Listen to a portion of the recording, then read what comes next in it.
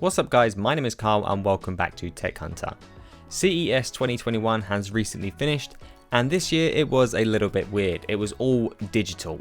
Everything went online. We hardly got to see any products in the hands of real people, and so I thought that it kind of makes sense for me to might as well do the similar thing and share my favorite digital opinion of all the digital products that we saw. If you're interested in finding out any more information about any of these products, I will have links to everything in the description down below, right below that like button. Now, let's begin with the top 5 things from CES that I really liked.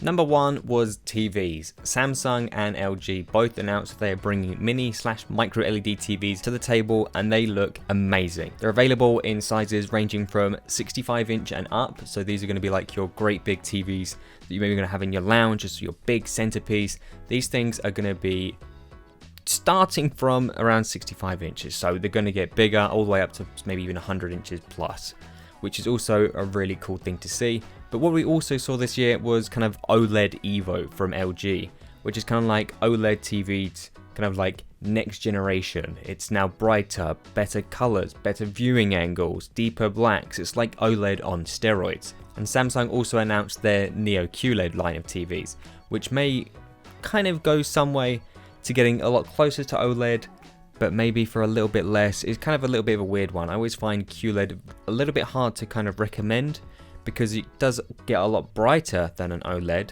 but the colors and the blacks just look so much better on an OLED TV. Just makes more sense to kind of spend the not much more to get a decent OLED TV. This year there's also an increased focus for gamers as well, which is always a good thing to see. So with the kind of announcements, or the release I should say, announcement really, we've not really seen many of them, the PS5 and the Xbox Series X, since they've been released and they support HDMI 2.1, a lot more TVs and monitors are kind of implementing that as well and offering higher refresh rates, which is a good thing to see.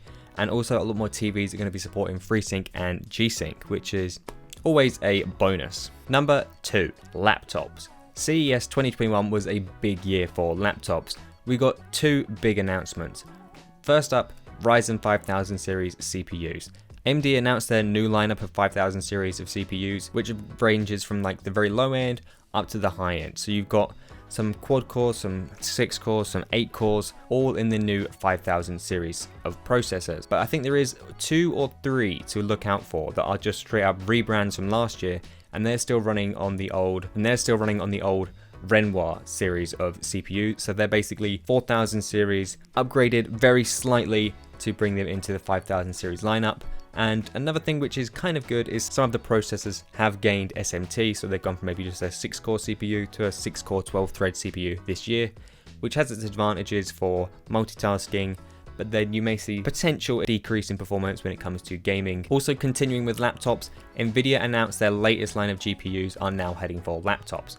They offer better ray tracing, big performance gains over last year, and a slightly increased power output, which is one of the most difficult things about this year's lineup of new graphics cards from Nvidia, is the fact that they do use more power, and that kind of has to be worked in somehow. Number 3, monitors. Tons of companies have decided to launch new monitors at CES this year. Samsung, LG, Asus, MSI and Acer all had new displays on show, offering all sorts of extras like 4K 144Hz, which isn't new, but at much more affordable prices, and also offering new bigger and better ultra wides, which is what I'm really looking forward to. I'd love to get a kind of 4K 5K ultra wide thing. That was what I am looking out for, and I believe LG just announced one. I cannot remember the product name, but I will put it on the screen for you guys to see it. But like I mentioned earlier, a lot more monitors are adding HDMI 2.1 support so that they can double up as a great display for gaming on a PC, as well as a great display for gaming on a console as well. Number 4, the 4th most exciting thing which I saw at CES was Razer. Just Razer. Everything they announced was just ridiculous and bonkers, and I loved it.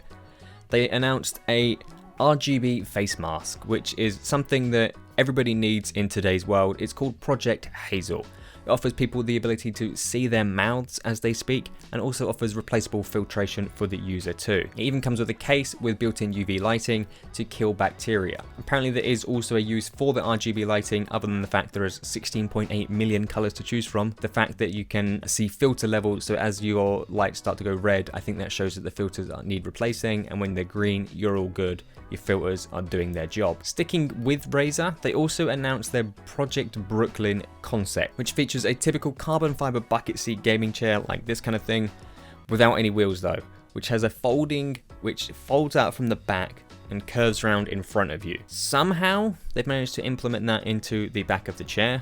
Obviously you can see on screen how they've managed to do this, but this is only a concept, and I would like to see what this actually looks like in real life, even if it is possible to implement that kind of thing. As well as the folding out, curved and transparent display, there are also folding out mats for your PC peripherals coming up from the armrest, so you've got somewhere nice and comfortable to sit and rest your arms with your mouse and keyboard all ready to go. The chair itself also has haptics built in for immersion, so you can kind of feel more vibrations, and there's also, of course, RGB on the base and the sides of the chair. Finally, number 5, the most insane thing that I saw this year was the Cadillac eVTOL Air Taxi. It is without doubt the type of thing you see in movies, sci-fi shows, and anime. It's completely insane. It's going to be incredibly expensive. It's going to be for the 0.1% of the population who can actually afford it all. But it's a sign for the future that we might actually have flying cars and even flying personal quadcopter things in the near future, or at least maybe some personal flying taxis for even richer people to use. It's not really got much to do with the tech I usually focus on, but it's just ridiculous and I wanted you guys to see it. So I've covered my 5 main talking points that I wanted to cover in this video. Now it's time for a few honorable mentions. Up first is the Lenovo ThinkBook Plus Gen 2i.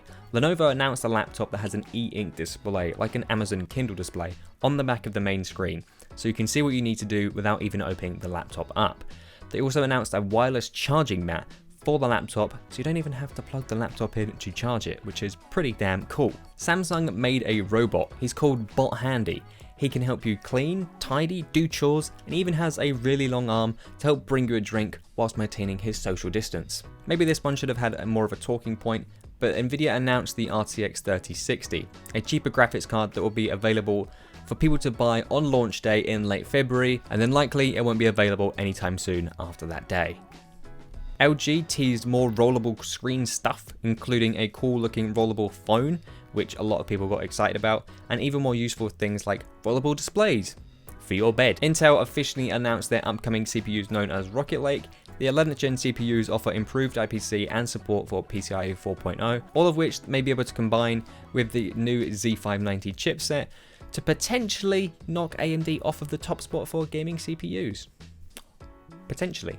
And hopefully they'll make them a little bit cheaper this year, though I doubt it. LG also announced their first 4K OLED monitor for professionals, the ultrafine 32EP950, a true OLED display for content creation covering 99% Adobe RGB and DCI-P3 color spaces, and it is able to run just off a Thunderbolt cable if necessary. And finally, a little bit of a random one to throw in there, MSI. That's right, MicroStar International made an SSD. They make pretty much everything else you can put in your PC, graphics cards, motherboards, coolers, cases, all that type of stuff, and now they have an SSD.